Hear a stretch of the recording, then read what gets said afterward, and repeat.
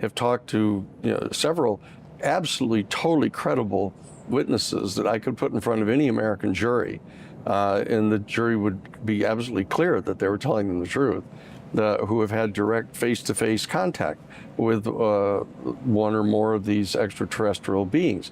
They have them in American underground military bases.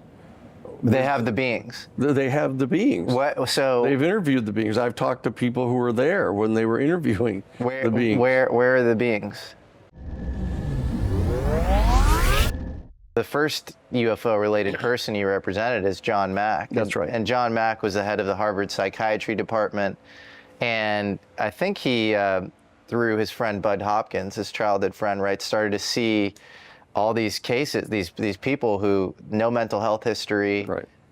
It wasn't even always through hypnotic regressions. Right. They would just say, I had these experiences where I was abducted by, these aliens, and he started to take it very seriously. And so, yeah, what do you think about John Mack and his investigations? Well, I represented him for 10 years and met dozens of people that he had worked with, was involved in vetting them to determine which ones were credible and which ones weren't, what detailed information they had, and have talked to several absolutely totally credible witnesses that I could put in front of any American jury, and the jury would be absolutely clear that they were telling them the truth, who have had direct face-to-face contact with one or more of these extraterrestrial beings. They have them in American underground military bases.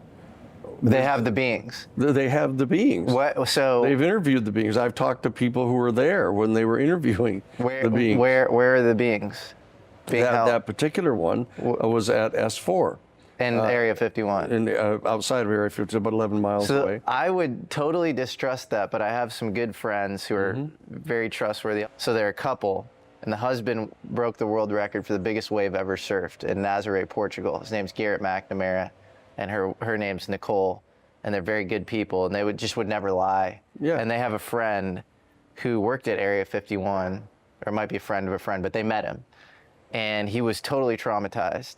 And after having worked there, yes, and he said that he was led down into a basement. That's right. And he saw reptilian creatures, and they were speaking English. Well, they're telepathic. They're telepathic, and they talk French to French people. They talk German to German people. But they're telepathic. But isn't that weird? That's strange, though, right? Strange, yes. Yeah, there's no doubt about that. But then, like, if they're that advanced, they're telepathic. They can fly, faster than light.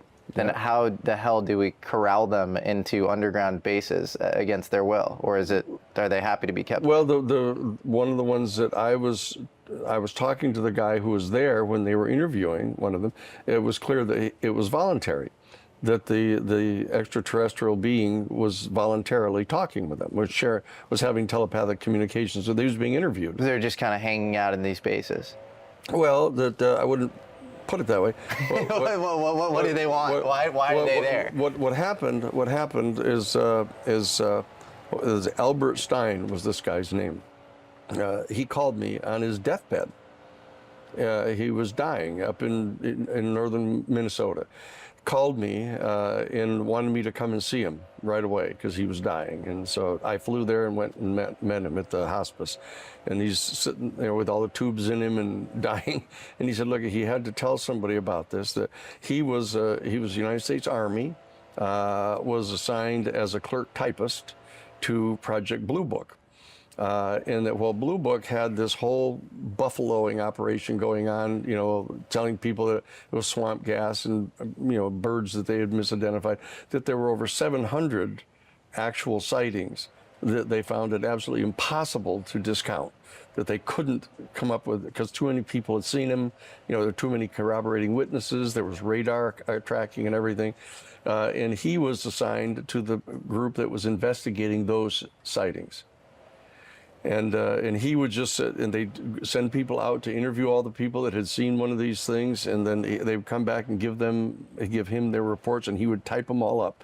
And he was there for years, and got to be close friends with the guy who was the commander of that unit. And the guy came into him after a number of years. They shared certain kind of religious views, he with the commander. And the commander came in and told him that he was going to be going to Area 51 and wanted him to come with him as the clerk typist, just to kind of monitor what they were doing. So they went to Area 51. They got taken to S4, went down a number of flights down to S4, and they came to this area where there was this a big room with a two-way mirror in it, and there was an extraterrestrial being there. He was like, 5.5 feet, almost 6 feet tall, had a kind of a light blue jumpsuit on that they'd given him, and he was standing there. And this guy, Albert, wouldn't go near him. He was just traumatized by the guy. And he said he thought he was demonic and didn't want to go near him. But his commander went in and was having this telepathic communication going on with him. And so he stayed outside, and the people that were there staffing the area, they showed him, they had these card files where they had been interviewing the being voluntarily. And he was answering questions that they had.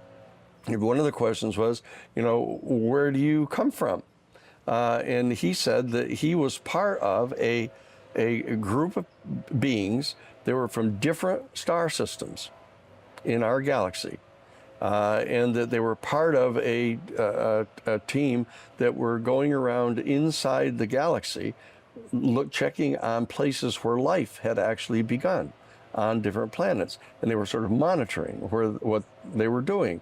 And they asked the follow-up question. They said, well, who's in charge of that? What kind of, they didn't say it this way, but what kind of juridical entity, is there that's coordinating this kind of a thing?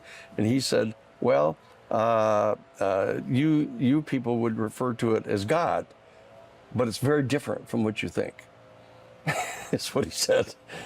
And so they specifically said that they were from different star systems and different planets inside our galaxy.